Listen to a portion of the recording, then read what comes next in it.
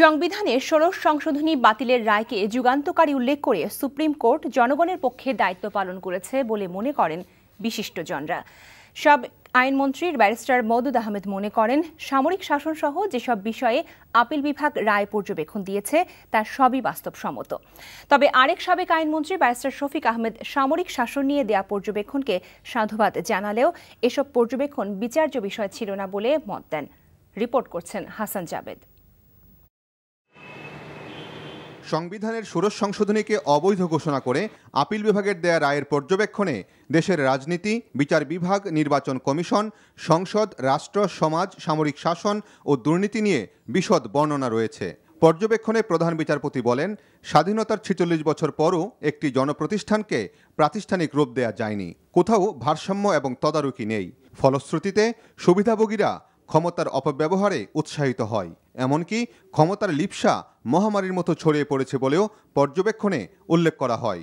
প্রধান বিচারপতির এসব পর্যবেক্ষণের সাথে একমত পোষণ করেছেন সাবেক তত্ত্বাবধায়ক সরকারের উপদেষ্টা ব্যারিস্টার মইনুল হোসেন।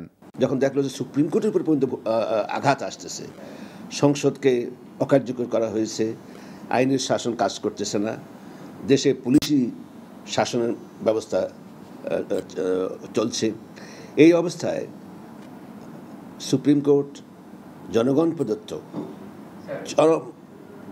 চরম পবিত্র দায়িত্ব তারা পালন করেছে।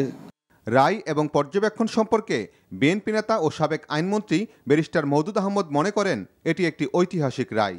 তবে আওয়ামী লীগ নেতা ও সাবেক আইনমন্ত্রী ব্যারিস্টার শফিক আহমেদের মতে পর্যবেক্ষণগুলো প্রধান বিচারপতির নিজস্ব মতামত।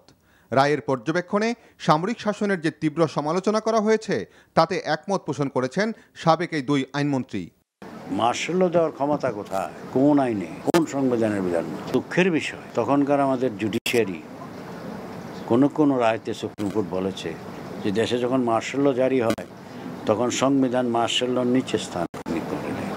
আমাদের সুপ্রিম কোর্টেরই একজন চিফ জাস্টিস প্রথম হলো গিয়ে রাষ্ট্রপতি, তারপরে প্রধান সামরিক শাসন করতে হয়ে গেলে আর করে নাই, জাস্টিস টাইম হয় নাই। নজির তো আমাদের বহু আছে। যদি একটা নিরপেক্ষ নির্বাচন না হয়, সেখানে যদি দেশে একটা সুষ্ঠু গণতন্ত্র যদি না থাকে, দেশে যদি একটা কর্তৃত্ববাদী সরকার থাকে, সেখানে তো মানে এই সব কিছু মিলিয়েই যে বিচার বিভাগের স্বাধীনতার কথা বিচার করতে হবে। এবং যেসব কথা আরও বলেছেন, সামরিক শাসনের কথা বলেছেন, আমি মনে করি যে এই রায়টা আমাদের ইতিহাসে একটি ল্যান্ডমার্ক হয়ে থাকবে। বিচার বিভাগকে স্বাধীনভাবে কাজ করতে না দিলে গণতন্ত্র প্রাতিষ্ঠানিক রূপ পাবে না বলেও মনে করেন সাবেক তত্ত্বাবধায়ক সরকারের এই উপদেষ্টা। Hasan Jabed, NTV news, Dhaka.